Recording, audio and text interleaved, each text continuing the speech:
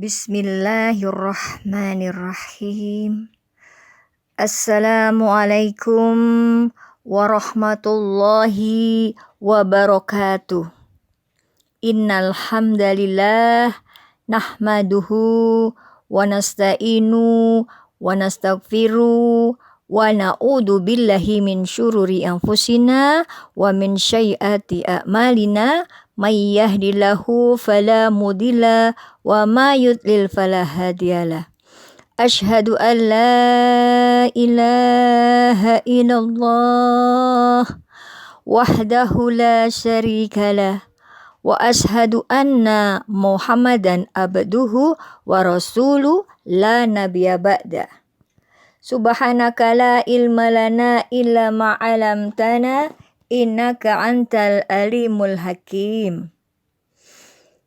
Allahumma salli wa sallim wa barik ala Muhammad wa ala alihi wa ashabihi wa man tabi'ahu dah ihsani dina ila yaumiddin. Puncak mengenal Allah.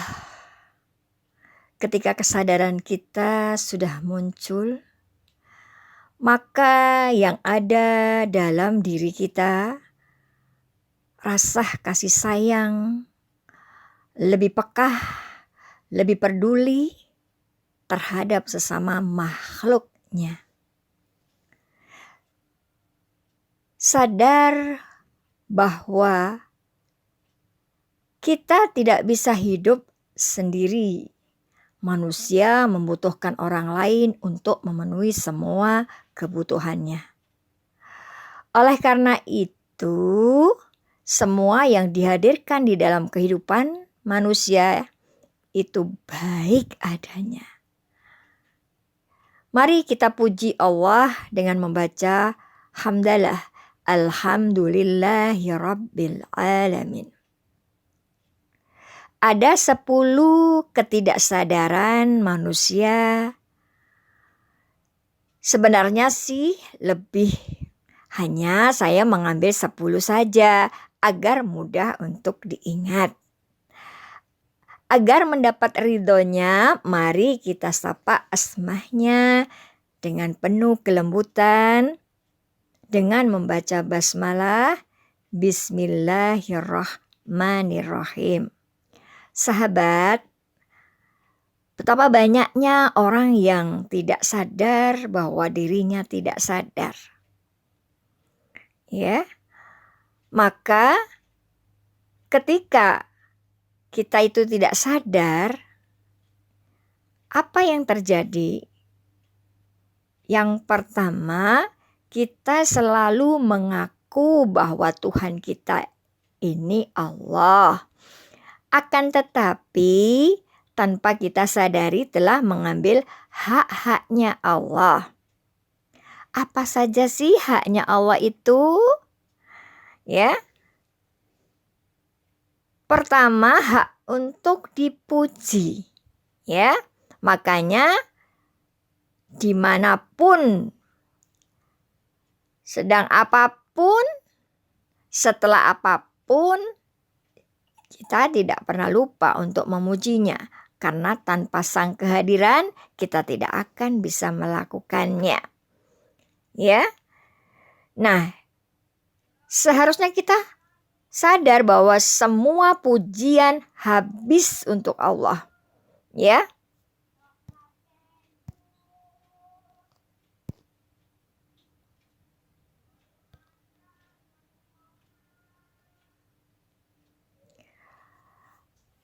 Maka dari itu, mari kita sadari ya bahwa ketika kita itu mengambil hak Allah, kemudian kita lupa ya berbuat sedikit saja kebaikan ya, inginnya mendapat pujian atas pekerjaan yang kita lakukan. Sehingga ketika tidak ada yang memuji dari karya kita, timbul kekecewaan. Ya. Nah, sedangkan hak yang berikutnya adalah hak memiliki. Manusia yang berkesadaran tentu tahu dia datang ke semesta ini tidak ada satupun yang dibawa. Karena itu semua milik Allah. Sadari akan hal itu sebagaimana Allah firmankan di dalam surat Al-Baqarah ayat 284 di awal surat. Lillahi ma fis samawati wa ma fil ard. Milik Allah lah apa yang ada di langit dan yang ada di bumi, bahkan di antara keduanya. Akan tetapi manusia yang tidak sadar mengaku apa yang dia dapatkan adalah miliknya. Ini rumahku, ini mobilku, ini keluargaku, ini hartaku, dan masih banyak lagi yang kita akui, ya. Ketidaksadaran akan milik Allah ini akan mengakibatkan manusia tidak mau kehilangan. Sehingga apa yang dia miliki inginnya dipertahankan. Apabila bisa semakin bertambah, maka muncul sifat tamaknya. Dan sifat tamak itu ya akan menyebabkan penderitaan bagi kita ketika dia kehilangan salah satunya. Contoh, kehilangan uang atau kehilangan mobil, karena cerita tentang itu banyak sekali, ya. Sehingga kesedihan berlarut-larut dengan apa yang sudah hilang dari kepemilikannya. Nah, ketika kita sadar bahwa kita hanya dititipin, tidak ada yang kita bisa pertahankan. Toh kalau kembali kepada Allah, akhirnya juga tidak akan kita bawa semuanya, sekalipun itu berada di rumah kita. Ya. Nah, yang berikutnya, kita merasa berjasa ketika manusia itu merasa berjasa saat menolong saudaranya, sehingga sampai kapanpun ya diingatannya orang yang telah ditolongnya. Ya, begitu yang ditolong tidak ingat atau bahkan ya sama sekali tidak mengucapkan rasa terima kasih, ya. Kemudian pas giliran kita lagi butuh pertolongan, maka teringat nih kita dengan orang-orang yang pernah kita tolong. Ya, terkadang tidak kita sadari yang kita tolong itu ya malah justru merasa tidak pernah ditolong atau bahkan tidak peduli apa yang terjadi. Marah, benci, bahkan sumpah serapah yang keluar dari lisannya. Nah, ini ketidaksadaran bahwa Allah yang selalu memberikan kebutuhan semua makhluknya. Ya.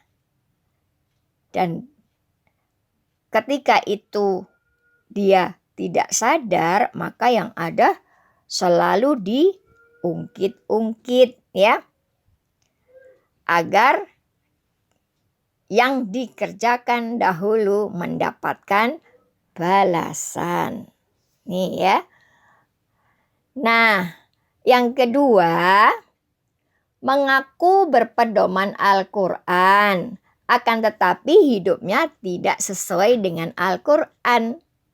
Di dalam Al-Quran itu Allah perintahkan, bahkan yang pertama kali adalah untuk menyembah Allah dan janganlah disekutukan. Apa yang terjadi malah menyembah berhala. Dan itu ada firman-Nya di dalam surat Al-Baqarah ayat 165.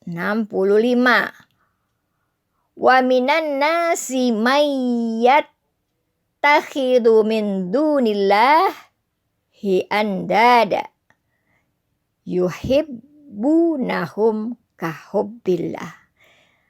Dan di antara manusia itu ada yang menyembah Tuhan selain Allah sebagai tandingannya. Mereka mencintai seperti mereka mencintai Allah.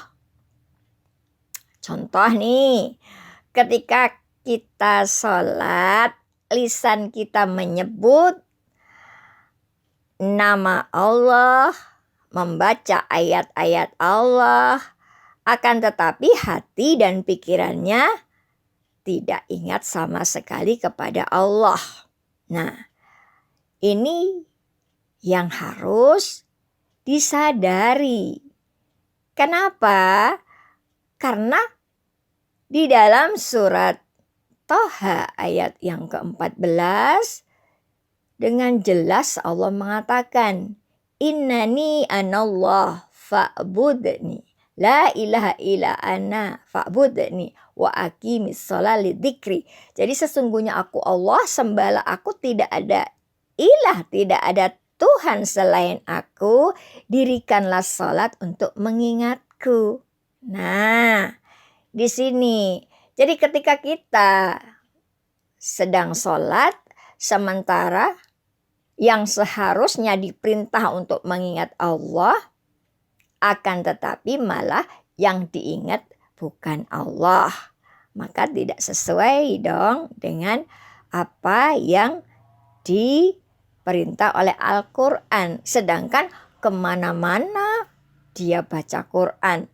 Ya, seakan-akan tidak ada hari tanpa Al-Quran. Tetapi kesadaran untuk ingat, yang namanya ingat itu beda loh dengan menyebut, ya. Kalau dibilang Allah ada 2000 lebih nama Allah tulisannya. Tapi apakah dengan tulisan kita itu bisa mengingat? Nah, ini yang harus kita pelajari lebih dalam, ya. Selanjutnya, yang ketiga, mengaku Nabi Muhammad adalah nabinya, tetapi tidak mengikuti sunnahnya, ya, sunnah atau ajarannya. Apa sih sunnahnya itu? Dalam surat Al-Ahzab ayat 21, Allah menjelaskan, ya, laqad kana lakum fi rasulillahi uswatun hasanah. Sungguh, ya, telah ada suri teladan bagimu di dalam diri Rasulullah, yaitu contoh yang baik. Contoh baik itu apa? Contoh yang harus dicontoh itu apa? Sehingga kita betul-betul mengikuti sunnahnya, ya. Dan ayat itu menjelaskan contohnya, liman kana yarjullah wal yaumal akhir.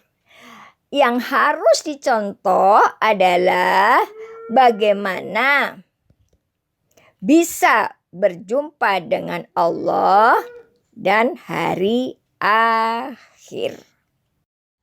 Nabi Muhammad itu adalah seorang nabi yang memiliki sifat tabligh. Tidak ada yang disembunyikan. Jadi selalu apapun yang didapatkan disampaikan kepada umatnya. Jadi tidak mungkin kita tidak tahu atau tidak mungkin tidak diberitahu bagaimana cara agar kita berjumpa dengan Allah. Ya. Karena dengan berjumpa dengan Allah itu akhir ayat tadi, wa dzakarallaha katsir. Dengan berjumpa tentu dia akan menjadi banyak mengingat Allah. Ya, jadi ciri untuk bisa ingat ya mesti ketemu. Sahabat, kita tidak pernah ingat dengan orang yang tidak pernah bertemu dengan kita, sekalipun kita sudah berusaha untuk mengingatnya. Begitu juga ketika Rasulullah menjadi uswatun hasanah bagi umatnya, sudah jelas dia akan mengajarkan ilmu sehingga kita bisa mengingat Allah. Ya, ayat itu benar dan kita tidak boleh ragu. Sehingga yang harus diikuti bagaimana cara bisa bertemu, ya, bukan kebiasaannya. Karena setiap daerah, setiap negara, setiap tempat, ya, yang ada di muka bumi ini punya perbedaan bahasa, tata cara pakaian, tata cara makan, dan sebagainya. Nah, kebanyakan justru kita itu mengikuti yang urusannya urusan dunia, bukan urusan akhirat, ya. Padahal di dalam hadis yang diriwayatkan oleh Muslim nomor 2363, antum a'lamu bi amri dunyakum. Kamu lebih mengetahui urusan duniamu. Sahabat, ini yang harus kita sadari. Jadi kebanyakan mereka tidak sadar, yang diikuti malah bukan sunnahnya, tapi malah kebiasaan yang ada di sana, kebiasaan yang ada di negaranya. Akhirnya kalau tidak mengikuti berarti tidak ikut sunnahnya. Nah, ini yang harus kita sadari, ya. Makanya kita paham ke situ. Yang keempat, mengetahui bahwa setan itu musuh manusia. Ya, akan tetapi tidak sadar malah dijadikan teman, ya. Nah, ini yang harus kita pahami. Ya ayyuhalladzina amanu fis-silmi kafah wala tattabi'u khutuwati syaiton innahu lakum aduwwum mubin. Jadi kita itu disuruhnya benar-benar kafah, menyeluruh dalam menjalankan keimanan kita, dari iman kepada Allah sampai kepada takdir, ya. Akan tetapi ya tadi banyak sekali yang justru bukannya sadar bahwa setan itu musuhnya, malah justru dijadikan teman. Yang dimaksud dijadikan teman bagaimana? Ya, nih kita harus tahu dulu siapa setan ini yang suka membisikkan ke dalam diri manusia. Makanya kita disuruh berlindung, waswisu fi sudurin nas minal jin nati wanas. Kita disuruh berlindung dari setan, baik yang tersembunyi maupun yang kelihatan, ya. Jin itu kan tersembunyi dan manusia yang kelihatan, seperti itu dalam surat An-Nas, ya. Karena memang setan ini luar biasa, ya. Karena ketika kita mengikuti setan, kita itu lupa pada jati diri kita sendiri. Sehingga setan inilah ketika kita mengikuti akan menjadikan diri kita masuk ke dalam neraka. Ya, sebab apa? Sebab memang inginnya setan itu adalah mengajak kita menjadi menderita, ya. Dan setan itu ada di dalam pikiran kita, ya. Gimana kalau kita itu berpikir yang negatif terus, apa yang terjadi? Nah, ini kadang-kadang kita tidak sadari. Kita sering ya waspada terhadap yang di luar, setan yang bentuknya, tapi nggak sadar bahwa yang di dalam dirinya sendiri ya itu yang lebih berbahaya. Di luar itu nggak berbahaya, yang berbahaya setan yang ada dalam dirinya. Nah, ini yang harus kita sadari. Dan yang kelima, ya, terlalu yakin, ya, kita ini ahli surga, sehingga semua yang di luar golongan kita semuanya neraka, semuanya sesat. Ini ya, ini banyak sekali yang tidak menyadari hal ini. Bahkan saya sendiri pun dulu ketika kesadaran saya belum muncul, saya menganggap selain dari golongan saya, selain yang keyakinannya tidak sama dengan saya, semuanya neraka. Seakan-akan kita ini ya yang punya surga, padahal Allah yang maha pengasih, penyayang, pengampun. Nah, kadang-kadang ini yang kita tidak sadari ya. Sebenarnya kalau kita bahas antara mengenai surga, itu bahasannya justru yang dikatakan Al-Quran malah justru tidak dipercaya. Mereka malah ragu. Nah, karena itulah ayat pertama dalam surat Al-Baqarah itu langsung dikatakan dzalikal kitabul la raiba fi hudalil muttaqin. Jadi nggak boleh ragu sedikit pun. Akan tetapi kebanyakan ketika kenyataan kebenaran itu disampaikan, justru mereka ragu, bahkan tidak percaya. Ya. Jadi bedanya di situ dengan orang yang punya kesadaran. Yang keenam, kita mengatakan ya, bukan ahli neraka, akan tetapi justru perbuatan yang kita lakukan mencerminkan perbuatan ahli neraka. Perbuatan ahli neraka itu seperti apa ya? Nah, sahabat, tentu tidak sulit kalau kita ini ya tidak mau di neraka. Sebab di neraka ini isinya ya orang-orang yang selalu panas dan terasa panas ya, merasakan kepanasan. Bagaimana ketika kita lihat orang yang marah-marah hidupnya, orang yang panas hatinya ketika ada orang lain yang sukses. Nah, ini kan termasuk orang-orang yang berada di neraka. Rasanya seperti itu. Dan itu tentu tidak terlepas dari sifat sombongnya, meremehkan orang lain, apalagi kalau yang tidak ada titelnya. Ya. Jadi sombong itu adalah merendahkan orang lain dan menolak ayat Allah. Itulah kesombongan. Ya.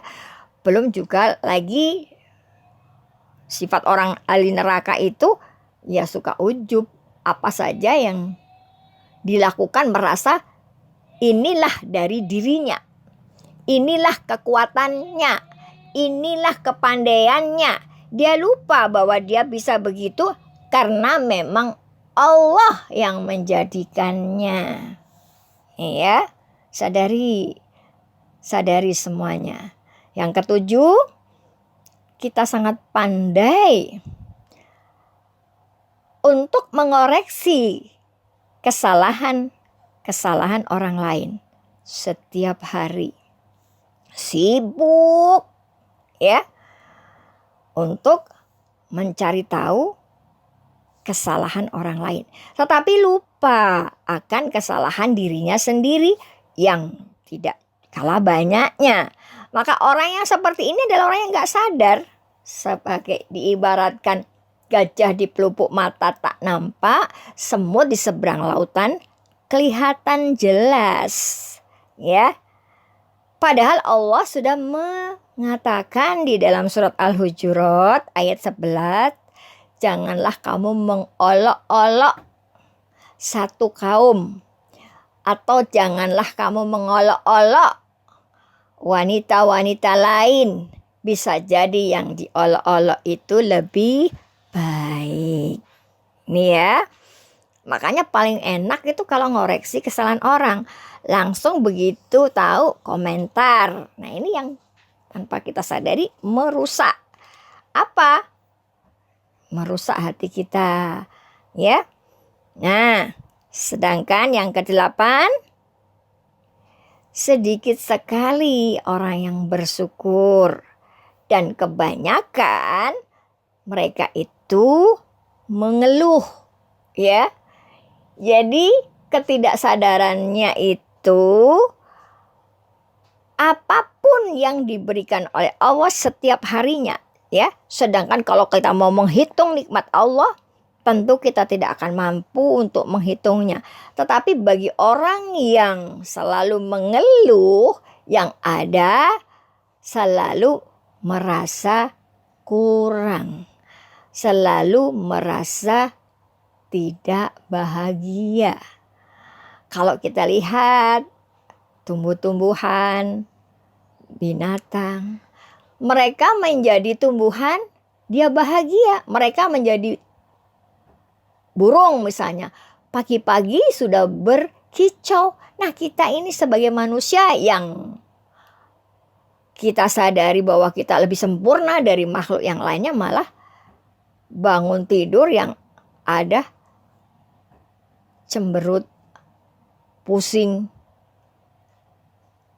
gelisah. Nah, sadari ya. Nah, sedangkan yang ke-9, ya, tidak banyak manusia yang mempersiapkan kematian atau belajar merasakan mati sebelum mati yang sesungguhnya. Ya, bagaimana kalau kita itu bisa merasakan mati kalau kita sudah mati?